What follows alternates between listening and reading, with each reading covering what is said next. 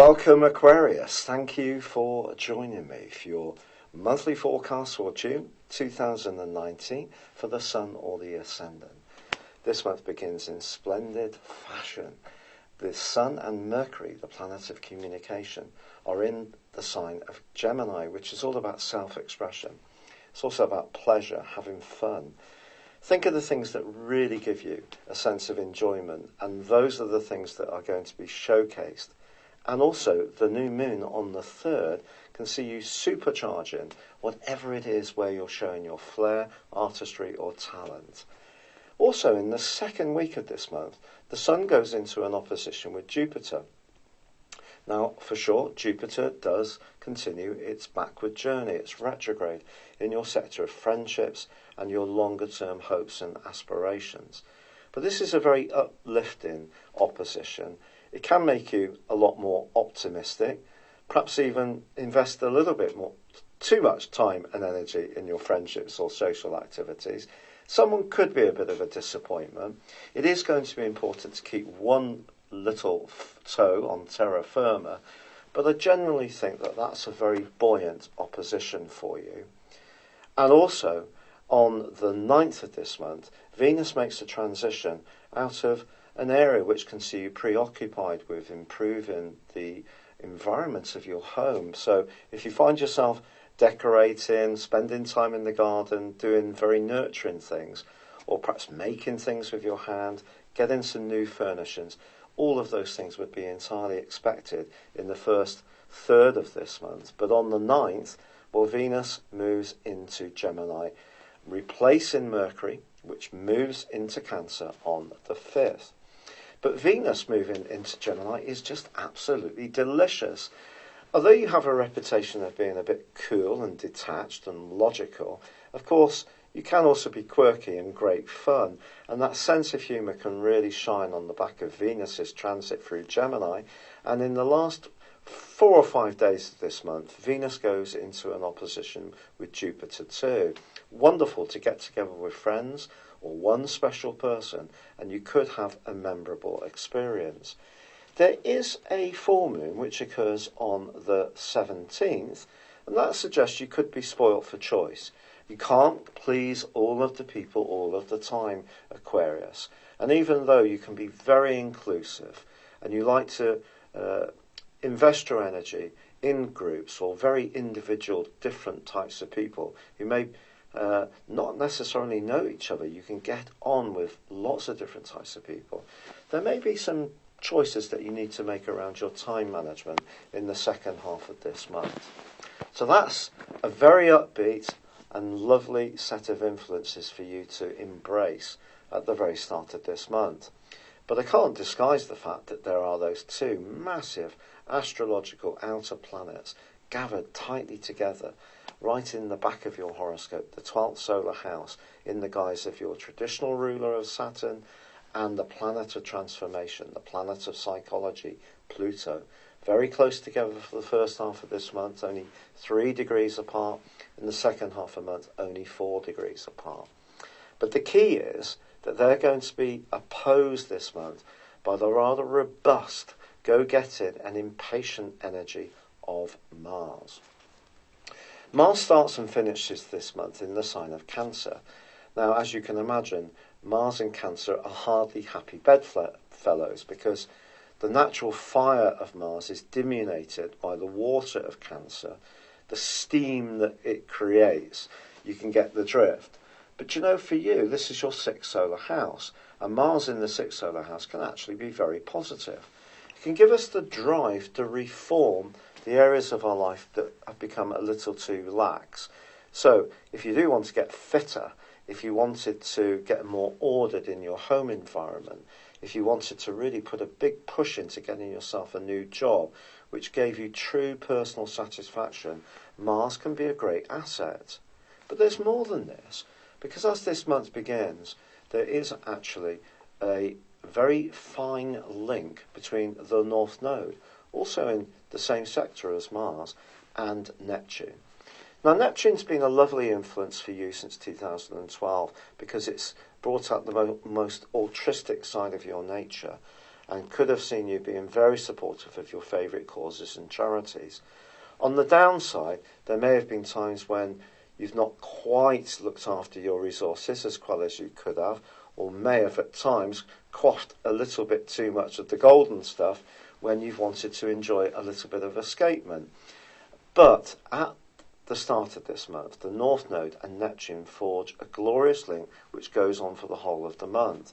So if you can do something practical and use your imagination, it could work its way into your work situation very positively. Perhaps also you can use your imagination to help other people, to be of service in some kind of way. If you are a sacrificing person by nature, this aspect will support you. Now Mercury is going to be moving on the 5th into Cancer too. And a bit like Mars, it's hardly its favourite location because this is the planet of logic. And again, the moon influenced Cancer kind of waters it down, but it does forge an almost instant angle to Uranus. If you ever thought of working from home or having multiple jobs in order to flex around your family needs or interests, then the following few days could see you do something really quite novel, but very, very smart. However, for the rest of this month, Mars is going to continue its journey through the sign of Cancer, and from the 10th, it goes into an opposition through to the 18th with Saturn. Saturn, your traditional ruler, is very much about discipline, but it's also about limitation, restriction, obstacles. And in your 12th solar house, since December 2017, it may have at times taken its toll psychologically on you, either physically leaving you drained, or perhaps rather worried by outstanding emotional issues, or perhaps the emotional dimension of your nature has not been fully integrated with the more logical side of your being, and Saturn's been pushing you to make it all come together. But Mars and Saturn go into an opposition. So from the 10th through till the 18th, if you're overdoing it around work or responsibilities or obligations, the net result, Aquarius, can be absolute total exhaustion. And because you've got this brilliantly flirty, social and wonderful vibe from Gemini, it's going to be important, therefore, that you're not burning the proverbial candle at both ends, expecting to play hard and then go to work and really be very, very self-disciplined through the auspices of the North Node, Mercury and Mars in Cancer. It just isn't going to work. And then Mars goes into an opposition with Pluto. This is much, much more psychological. It's possible that if there are some opponents that are out there that don't necessarily favour what you do or what you represent, they could work in not necessarily a nice way against your best interest. So it is going to be important to understand who these people might be. It could just be a competitor at work. It could be, if you have your own business, another company or a rival.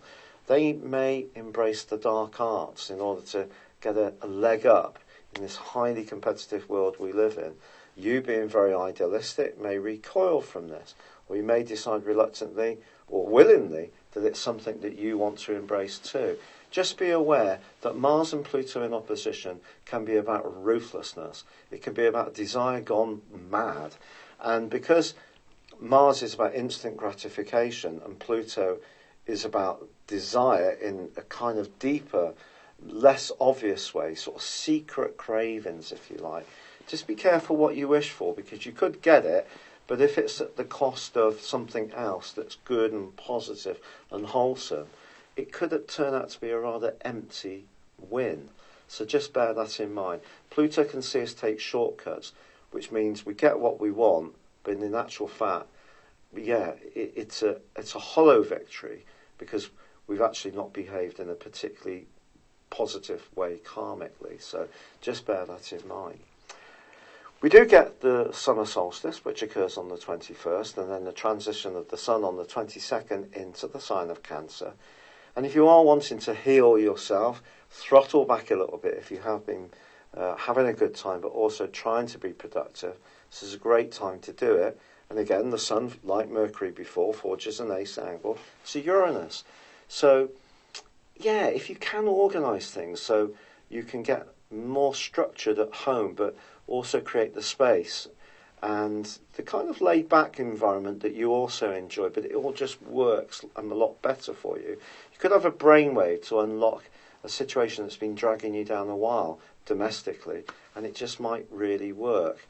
Also, as I said before, Venus is going to be in opposition with Jupiter as the month comes to a close. This is actually really delicious. You'll like this, and it could lead to some really nice gatherings, some rather flirty interactions. It's possible that you might encounter someone through your job if you're single, and this person might not necessarily advertise the fact that they're interested in you in a very obvious way, or they may gush, it just depends. But it's more about where it can happen. If it didn't happen at work, it could happen at the gym. If it didn't happen at the gym, it could happen at the bus stop, or at the train station, or the supermarket queue. Anywhere rather mundane could see some kind of connection which is electric, fun and uplifting as this month draws to a close. Thank you for having joined me at your monthly horoscope forecast. I do hope you enjoyed it. If you'd like to know more about what's going on in your situation, go on a journey of discovery beyond your zodiac sign by embracing your personal astrology. This is based on your time, date and place of birth. And if you no longer live in the same location where you were born, in terms of your forecasting, I can relocate you to where you are living now. Not a lot of services like this offer that particular feature. But equally, I use a form of forecasting called directions. This is where we take your personal horoscope when you were born, your natal chart, and advance it for roughly 1 degree for every year of your life. These are particularly impactful. The influence that they have on your natal positions, but also on moving planets that they impact upon now, the transits, really are very powerful. To find out about this, and also if you buy a character analysis and a forecast at the same time, I will give you a 30% discount. Please see the link beneath this video. This is an opportunity to understand some of the more trying patterns that have kept occurring in your life, but also to overcome them, but also embrace the positive opportunities you have to grow and to make the most of your innate talent and skills. And there will be information that can really take your breath away. It's so much more powerful than just your sun sign. Thank you.